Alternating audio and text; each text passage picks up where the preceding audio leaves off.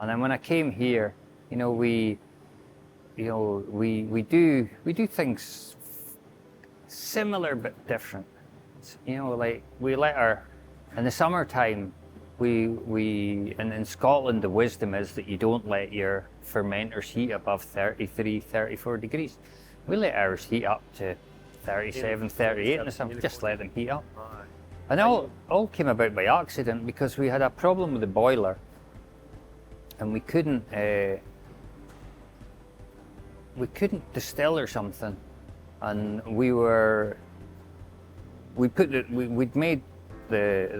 done the mashes and that, first few mashes, and it wasn't the boiler, it was a chiller, sorry, and we couldn't cool the fermenter, so they heated up really warm. But when we run it through the still, we got all these really funky flavors. So it was really, really nice. So it was like, oh, let's just keep going with this. So we tried various things, and we Something. Yeah, so we ended up, the initial plan when I came here was that we'd probably leave the wash bucks about 56 hours to ferment.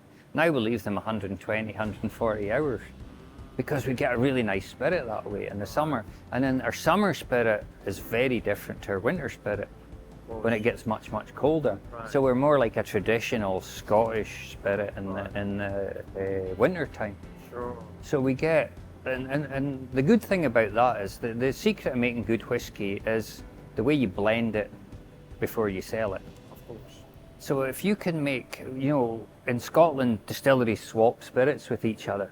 So I've got no one to swap with, so I've got to make my own different styles of whiskey. Right. So that I can then blend it further down the line. So we try, we do a lot of different things here. Trying to get more variety. Lots and lots of more variety. Whiskey. Yeah, and some things you try work and some things you don't.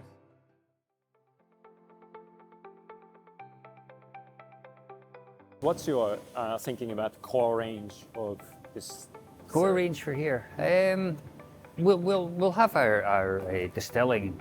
It'll be we'll have like a traditional Scotch whiskey.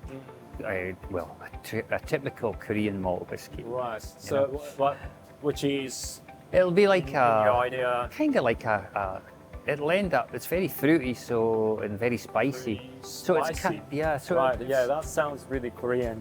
So Yes. so one of the things I wanted to do when I came here was make a Korean whiskey symbolize Korea. Symbolize Korea. Yes. And when you eat food here, the foods.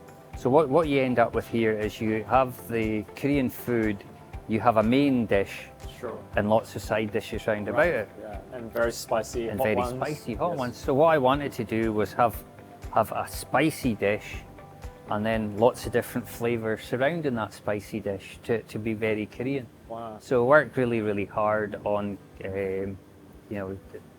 making different flavors in the spirit that we do. Right. Working with different yeasts, fermentation times, temperatures, different cuts in the stills. So Right. we do all sorts of different things.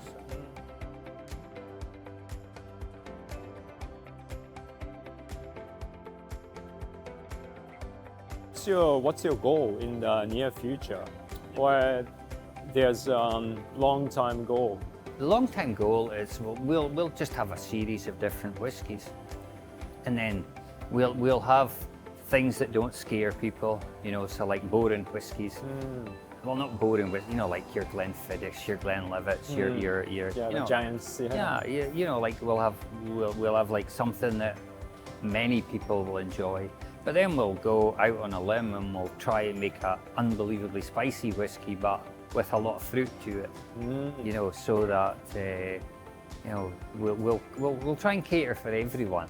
Sure. We'll have a main core audience, but for people who are willing to take a chance and try something a little bit different, we'll do little bottle-ins of different things. We've got quite a few casks in the warehouse with weird and wonderful things in them that may work or may not work. And we've worked hard with a lot of Korean companies who use casks, and we've done cask swaps. So we've taken casks from the products that they make, and then we've filled our whiskies into them. And depending on what it was, we've kind of tried to match the whiskey that would go best with theirs. No, it's been good fun. It's really interesting. Yeah, yeah. That's really nice. Yeah. So